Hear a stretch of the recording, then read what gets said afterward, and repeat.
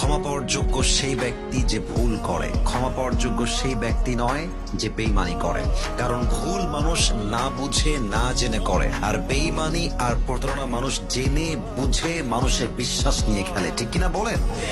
আপনি যদি সেই বেইমানকে কাছে ক্ষমা করে দিয়ে আবার আপনার লাইফে জায়গা দেন, যুগে যুগে এরকম বেইমান, বাটপার, বিশ্বাসঘাতক, নিমক হারাম আরো বেশি জন্ম নিবে। এই জন্য বেইমানকে যদি মাফও করতে হয় আল্লাহর দিকে তাকায় থেকে মাফ করবেন, বাট সেকেন্ড টাইম তাকে আপনি আপনার লাইফে কখনো জায়গা দিবেন না। আর আমি একটা কথা প্রায় মাঝে মাঝে বলি যে বিশ্বাসঘাতককে আপনার লাইফে আবার জায়গা দেওয়া মানে হচ্ছে এইরকম যে একজন আপনাকে গুলি করেছে, গুলি মিস হয়ে গেছে, তাকে আপনি আবার বন্দুক দিয়ে বলছেন ভাই গুলিটা আবার ভালো করে করো, আগেরটা মিস হয়ে গেছে।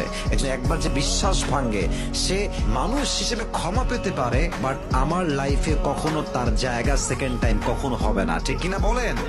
পুরুষ আসলেই বড্ড স্বার্থপর। আমি বলি আসলেই পুরুষ খুবই স্বার্থপর। পুরুষের ব্যক্তিত্ব হচ্ছে এমন, পুরুষ যখন কোন নারীকে ভালোবাসে, পছন্দ করে, নিজের লাইফে লাইফ পার্টনার হিসেবে জায়গা দেয়, এবং জাস্ট নর্মালি বলছি, পুরুষ যখন বুঝে ফেলে যে এই বেডি ছাড়া আমার জীবনটা একদমই অচল, তখন দেখবেন যে পুরুষ ওই নারীকে এত পরিমাণ যত্ন করে, পাগলের মতো ভালোবাসে, এবং যত্ন করে যত্নের সাগরে একদম ভাসায় দেয়। কিন্তু তার অপোজিট, পুরুষ যখন কাউকে পছন্দ করে, ভালোবাসে, এবং পরে জায়গা দেওয়ার পরে সে বুঝতে পারে যেটা একটা বিশ্বাসঘাতক, চরিত্রহীন নারী, অনেস্ট না, লয়াল না, চরিত্রে ঠিক নাই, বিশ্বাস করে, এরপরে সে নারী মরলো না বাঁচলো, কি লাগবে, কি দরকার, পুরুষ ওই নারীর বিন্দু পরিমাণ কোনো যত্ন করতে চায় না। এই জন্য আমি মাঝে মাঝেই মজা করে বলি, পুরুষ আসলেই স্বার্থপর, পুরুষ আসলেই বড্ড স্বার্থপর।